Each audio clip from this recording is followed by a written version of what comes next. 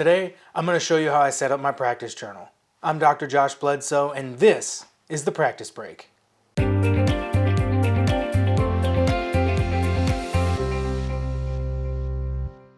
What's up, Breakers? I've been using a practice journal for about the last 16, 17 years, and I think there's no better way to ensure efficient progress than to make sure you're writing everything down. I probably wind up talking in every video about keeping track of your progress, and a practice journal is the way to do it. So today, I'm going to show you how I set up my practice journal. You don't have to do it this way. You can really do just about anything, but over the course of the last 15, 16 years, this is what I have found to work best for me. So the first thing you're going to need is a journal or a notebook, and really anything will do in this category.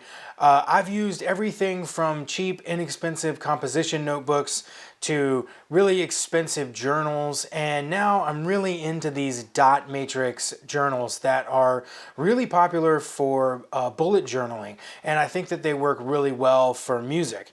So these journals are kind of small, the dots are small, so I've blown up this sheet of paper here and kind of recreated a sample journal so that you can follow along with how I set mine up.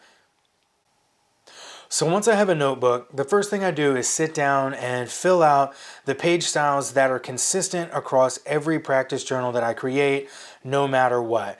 And the first thing is an index or some sort of table of contents.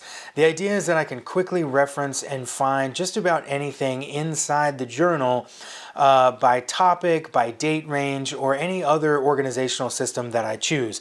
On the left-hand side of the page, I write my page numbers. At the bottom of each page, I include a page number on every single page of the journal so that I can quickly reference and put that into the table of contents or the index. On the left-hand side of that column is some sort of short description of what's on that page or what that page might deal with, even if it's just a range of dates. The next page style I create for every single journal is some kind of key. The idea here is that if I come back in 6 months or a year or who knows, I can tell exactly what my markings mean by the key. I'm also a really visual person, so using a little bit of color splash here and there or symbols draws my eye a lot better and my attention than just reading prose alone. Now, the symbols that I use and the shorthand that I use evolves over time, and it depends on what I'm working on at the time in that particular stage. But it's important to have a key so that I always know what it means. The next, and arguably the most important page style, is a goal setting page, because everything that comes after this is geared toward moving myself closer and closer toward my ultimate goals. These goals change, they come in and out, they get added to, but the idea is always to keep them pretty narrowly focused and very tangible so that when I move on to the next page style, my productivity tracker, I can have a very easy, tangible representation of whether or not I'm putting in the work to achieve my goals. Next up is probably the bread and butter of this practice journal, and that's the productivity checker. And it's just a really easy visual way for me to see about how much time I'm spending in each area of my practice. And it allows me to reallocate time or readjust as I see fit. You'll remember from the key earlier in the video that one shaded square equals 20 minutes of practice.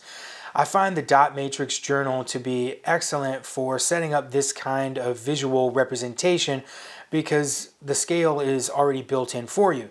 You can do whatever you want, but I really like this because it shows me basically on a day-to-day basis about how much time I'm spending on each skill, and I can adjust if I need to reallocate that time. Now this is the most important part of this video. Every afternoon or evening, I sit down with my practice journal and I plan out tomorrow's practice in written form. This allows me to wake up. I don't have to put any mental energy into what I'm going to practice. It's all set out for me. All I have to do is sit down and start achieving my goals. In this section, in the daily log, I actually write down the date. I write down the time of day that I practiced. I write what I practiced, and then what might need work, what might need shifting around and readjusting. But the key is to fill it out the night beforehand to take away any mystery or any wasted mental energy on what you're going to practice. Well guys, that's it. It's really simple. That's how I set up my practice journal. Of course, there's a lot of variation depending on what is going on in my life, what projects I have on my plate, and what my goals are. Those change all the time, and I use different page styles, and I'll cover more of that a little bit later, as well as how I use the practice journal to be the most efficient, productive practicer that I can possibly be. I hope you guys enjoyed this video. Let me know what you put in your journals in the comment section below. And as always, please subscribe to the channel, hit that like button, and share this video if you think it would offer somebody you know any value. We'll see you soon.